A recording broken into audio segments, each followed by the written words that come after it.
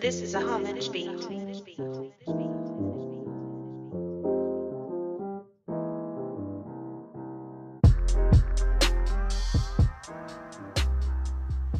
Grace and peace, grace and peace. Thanks again for tuning in to another episode of I Saw the Lord. It's your boy Brandon. It's been a minute. Last couple episodes I had some special guests. And I know like on an order on iTunes it's probably like out of order, like it's showing different dates. But the last ones that I released this last week was with David. We were talking about why do we perceive color. That's one of my favorite ones. And then even I think the week before that was me and KO talking about why do people create art. So I'm glad I was able to have some special guests on the show just to dive in, just get some other perspectives. But even though I'm glad to have those special guests, I'm extremely glad to have my brother Jermel back with us today, going through concept number 29. Why should we honor a contract? So I'm extremely grateful to be with my brother here today. But how you doing, man? Talk to the people. It's been a minute. You had a good week? What's good? Man, the week we were talking a little bit before we got on the podcast, man. It's been crazy, man. Yeah. Crazy busy. But God's been faithful though. Really been working on the inside of me. Really been learning that He's more concerned about things going on inside than things going on outside the chaotic situation. He's more interested in working on me. So it's really been humbling to see that and just see what God's doing. Even though stuff is crazy, I can just see the changes He's making in people around me. What is He doing through my wife? Her business is growing. It's just some beautiful things I see God is doing, and just being here to do this again. I mean, I'm just as grateful to be here to do it, man. This is a cool opportunity, man. And I just respect your courage and jumping out, doing it, and putting your work out there. So I'm always humbled to be here to do it. No doubt, man. How about you? Nah, I've been good. It's been a busy week. Tomorrow, I spoke about it the past couple of weeks, but tomorrow I'm actually preaching for the second time. So I'm excited about that. So I work today, and all I'll be doing is just, because and shout out to my guy Nate. Shout out to my guy Dimitri. He's a co-worker who works with me, who started checking out the podcast. I definitely want to make sure I shouted him out. Just having good conversations with people, not like beating them upside the head with the Bible, but just having just real organic conversation. And just me and my guy Dimitri just been talking, just having real conversation, not me looking down on him or whatever the case is, but just having real good, honest conversation and just being real with one another. So I just want to shout out my guy Dimitri, my guy Avery as well. God has been blessing me just to have conversations with some good brothers who may not necessarily agree with me, but willing to just hear me out. And we hear each other out, that we both listen. I think that's a lost art, just listening to someone, despite whether they agree or disagree with you. So I just want to shout those brothers out, my guy Dimitri and Avery. But what I was saying before is just me and Nate Williams at church. I'm putting your whole government out there like that, but we were practicing because he had to preach at a church last week, and so we were just talking about how scary it is just being up before people, and just wanting to come correct, and not just coming correct in the technical aspect, but this is an endeavor of me preaching God's word. It's not just some speech that I'm giving, but I'm expounding on God's word. This is a matter of life and death. And most people who know me know I'm like super reserved and everything, but to preach, you can't necessarily be reserved. You have to show some fire, some passion. So just praying that God is with me, that fire that I have, hopefully you can see that fire when when I'm on the podcast. I can have that same enthusiasm and passion when I'm preaching, that it's just not me straining to remember what I wrote and it comes off robotic. So just keep me lifted up. But I'm excited. I'm excied to do that tomorrow. I'm also excied that we got a little NCAA tournament thing going. I think Keith is in the lead. Arizona and Virginia. I was gonna text y'all last night, but it was I was too late. I'm bro. glad everybody picked Virginia, so it doesn't hurt us too bad. Yeah. But like, come on, like they South lost to a region. community college, bro. I didn't even. Well, it was like Maryland County or something like that. Shout out. I can't even remember the acronym. It was like 4 letters. I was like, usually it's like 3. Exactly. I've never heard of them, but they was killing. It was killing. Dude, Lyles, I think, 28 points. He was killing. So yeah, March Madness is going on. So getting watching little basketball and everything. But like I said, just staying busy. Just trying to be faithful. You know, that's all I'm trying to do.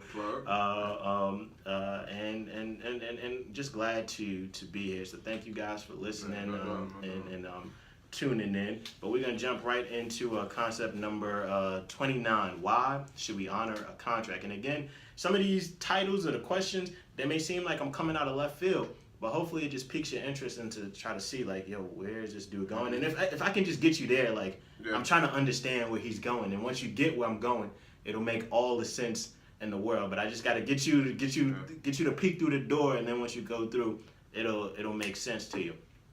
Because we all understand what a contract is. I say in today's society, contracts are seen in every facet of life. Business, schools, hospitals, all use contracts in some shape or form. Basically, a contract is an agreement creating obligations enforceable by law. So my first question to you, can you think of a time where you've had to sign a contract of some sort? Man, like a few times, bro. Just in my job, we got to sign contracts to show that we're going to be committed to working this certain amount of time. Me and my wife, going on about 2 years ago, signed like a contract for a mortgage for the home God blessed us with. Think about going to school. You got school loans. Make you sign a promissory, like the word promise to pay back is in that word right there, like promise to pay back. Now, when it comes to paying back, we have our own things. Like we do different things and we're blessed in different ways, hopefully to get it all paid. But I mean, thinking about that, I mean, I think about a lot of different, buy a car, bro. Like, they make you sign a contract, and when you sign it, you don't realize, like, I'm signing 5 years of this away. Like, I'm signing, like, all this away. Like, you think about it, you look at this shiny car, you're like, well, I'm not thinking about how much I'm committing to. Man, I think that's a key word, committing. Committing to something. Committing. I think if there's a big word within that the idea of a contract, that commitment to something or someone else. Usually you hear when you, especially for a mortgage, it's like you're signing your life away. Did you feel that way when you like signed a mortgage for your house? Because like, I don't know how long is this, but I think it's like 15 to 30. So it's like, oh man, that's a long time. We did 30, but I mean, with me and my wife, we was like 25 and 24. So like, we're not thinking about that. We was like 25 and 24, going on 26 and 25. Like, so we're not thinking like that. We like, it's a house. Like, so we weren't thinking in that way. Cause like, I mean, just hearing stuff, people, I mean, we're just gonna go into what we're talking about. You commit to paying a house for 30 years, but then 6 years down the road, you might see something new you like. I need more space. I need to go here. I need to go here. We move on from these contracts, and and there's points in contracts where you break commitments. So that goes to And I say in understanding this, one should be careful of signing any contract, because like you said, there's requirements. You got to hold up your end of the bargain. I say signing a contract is legally binding, therefore one is required to hold up their end of the deal. I say contracts are most notable in sports. Annually, one hears about a player who signed one of the biggest contracts in history. Generally speaking, they're being paid to perform. The athlete promises to perform, and the team promises to pay. So I say it's pretty straightforward. Now, both of us, we like sports. Now, out of all the professional sports, what would you say which sports has the best contract?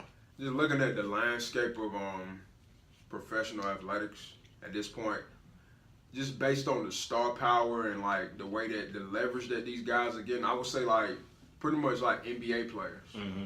NBA players got crazy leverage. They're marketable. They're making money outside. So like their contracts are like, I mean, baseball players make a lot of money. That's how I was about to go. They make a lot of money, but the amount of like it just don't seem like they have the leverage that NBA players. NBA players like hold like ownerships and teams hostage. Like LeBron James got like multiple teams hostage on their salary cap. They just waiting to see what he gonna do. And they ask him a question, he won't even answer. So like these guys have leverage in the amount of like income they're able to put, and if they use it well, that they're able to put aside for their families. Yeah, it's amazing. NFL. I mean, nobody's feeling sorry for somebody making millions of dollars to play a sport, but like. It's so many like that. The way that you can just look at the offseason and how they're just cutting people loose, guys that have been there for years, like snip, like my team. I think Ndamukong Suh about to get Ndamukong that. He was like snip, the most dominant DT. Panthers getting rid of guys that's been there 9 years. Like, we can't pay you no more. Yeah. Like, so I mean, they're breaking these bonds and these contracts that are signed that I'm committing to pay you this amount for this amount of time if you perform. As soon as you get to a certain age, you stop performing away, and and you're not beneficial to me anymore. You can go. So, nah, that's real. Because that's what I was thinking. So I was thinking based because I know, dude Stanton. I was looking at his contract. It's like 10 years, $325 million. Crazy. And it's like, and I kind of feel what you're saying. Where I don't know how much leverage the MLB players have, or like especially. I think it's to the Yankees. As far as it's not as popular, but it's like who cares about popularity when you get all that money? But you get locked up for that long term. So I was just thinking the amount of money that the baseball players make, but maybe you're right. The NBA it's over time. But like you get 5 years, 200, then you get 5 more in your mid 30s. But they 10 years over. They got the 10 years. I mean, they seem to have leverage, but. Money, I mean, $1 million. We're just talking about it for people that just be the regular job guys. But nah, that's right. But how I think you hit it right on the head. It's like when you enter into contract with someone, it's important that both parties hold up the end of the deal. Because I say the breaking of any contract results in consequences. But I say contracts are not only between two individuals or two businesses. I say historically, contracts were between governments and nations. These contracts were known as treaties. And I'm not the biggest history person, but for the purposes of writing this, I did a little research and whatnot on treaties and this, that, and the third. I know previously you've told me that you're a National Geographic's guy, you're into your history. Are you familiar with any like historical treaties throughout history, whether American or European or any kind of treaty that you've been aware of? Yeah, for my history, I am into like American history and different things. Like if I did have to look up some stuff, because that's not a place that a point of history that I ever like dig into, and I'm like, let me get out more of the juicy kind of historical stuff. I did look up some like it was like the North American Free Trade Agreement. Okay, what's that one? That's about 30 years ago.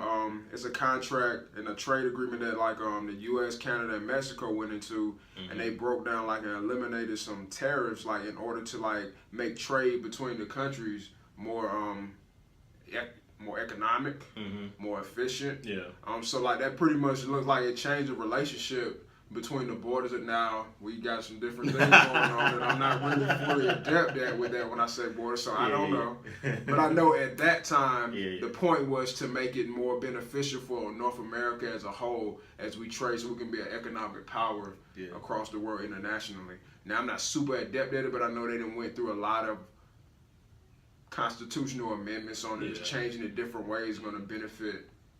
America looks to benefit itself in that, but I mean, I know that's one that I looked up and I saw that's pretty recent and something that probably affects us mostly today. These treaties from years ago do affect us, because like if we didn't go into some of the, even I think about the Louisiana Purchase or something like that. If we hadn't went into that, we would still be controlled by people over in Europe. So and we wouldn't have the amount, like we wouldn't have like